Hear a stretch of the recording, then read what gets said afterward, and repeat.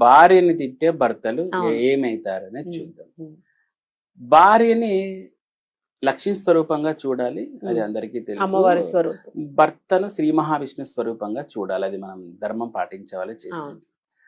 భార్యని అస్తమానం తిట్టడం, ఉదయం లేచినప్పటి నుంచి ఇరిటేటెడ్ గా తిట్టే ఉంటే ఫస్ట్ వీడి దగ్గర ఉన్న డబ్బు వెళ్ళిపోతుందండి.